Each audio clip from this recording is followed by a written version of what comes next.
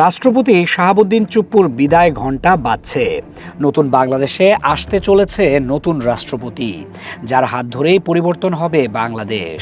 নতুন বাংলাদেশে রাষ্ট্রপতি হবেন কে, এমন প্রশ্ন সব জায়গায়। চলছে চুলচেরা গভীর বিশ্লেষণ। তবে সকল প্রশ্নের মাঝে আরেকটা প্রশ্ন হলো, বর্তমান রাষ্ট্রপতি শাহাবুদ্দিন চুপ্পু এখনও তার পদে বহাল আছেন।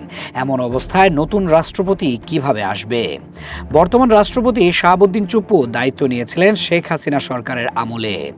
গণ অভ্যুত্থানের মুখে হাসিনা সরকারের পতনের পর ছাত্র জনতার পক্ষ থেকে তার পদত্যাগের জোরালো দাবি ওঠে। তবে শুরু থেকেই তাকে অপসারণের বিষয়ে আপত্তি জানিয়ে আসছিল বিএনপি। শেষ পর্যন্ত তার কাছেই তারেক রহমানের নেতৃত্বাধীন নতুন সরকার শপথ নেয় 17 ফেব্রুয়ারি। বর্তমান রাষ্ট্রপতির মেয়াদ রয়েছে 2028 সালের এপ্রিল পর্যন্ত। তিনি পদে থাকা অবস্থায় আইনগতভাবে নতুন রাষ্ট্রপতি নির্বাচনের সুযোগ নেই। তিনি পদত্যাগ না করলে বা অভিশংসনের মাধ্যমে অপসারিত না হলে নতুন কেউ রাষ্ট্রপতি হিসেবে শপথ নিতে পারবেন না। তাহলে এখন কি বাংলাদেশ নতুন রাষ্ট্রপতি পাবে না? হ্যাঁ, পাবে। তবে সেক্ষেত্রে বর্তমান রাষ্ট্রপতির পদ শূন্য হতে হবে। মূলত রাষ্ট্রপতির পদ খালি হতে পারে শারীরিক অসুস্থতা, মানসিক কারণ কিংবা গুরুতর কোনো অসদাচরণজনিত কারণে। এছাড়া মেয়াদ শেষ, পদত্যাগ কিংবা অভিশংসনজনিত কারণে রাষ্ট্রপতি পদ শূন্য হয়। যদি রাষ্ট্রপতির পদ খালি হয় তাহলে নির্বাচন কমিশন নির্বাচন আয়োজন করবেন। প্রধান নির্বাচন কমিশনার নির্বাচনী কর্তা হিসেবে দায়িত্ব পালন করবেন। এরপর স্পিকারের সঙ্গে আলোচনা করে তফসিল ঘোষণা করা হবে।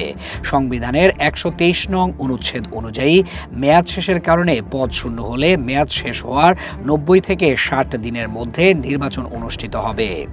একজন প্রার্থী মনোনয়নের জন্য 2 জন সংসদ সদস্য প্রয়োজন হয়, একজন প্রস্তাবক, অন্যজন সমর্থক। যদি একক প্রার্থী হয় ভোট গ্রহণের প্রয়োজন হয় না।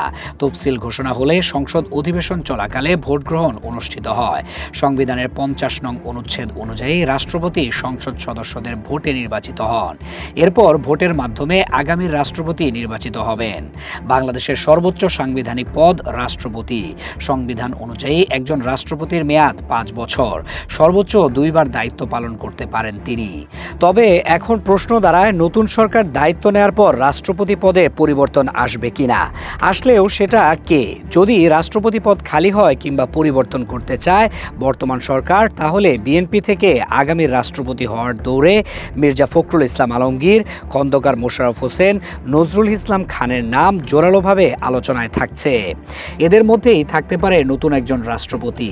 বাংলাদেশ নতুন রাষ্ট্রপতি তখনই পাবে যখন বর্তমান রাষ্ট্রপতি শাহাবুদ্দিন চুপ্পু স্পিকারের কাছে পদত্যাগপত্র জমা দেবেন।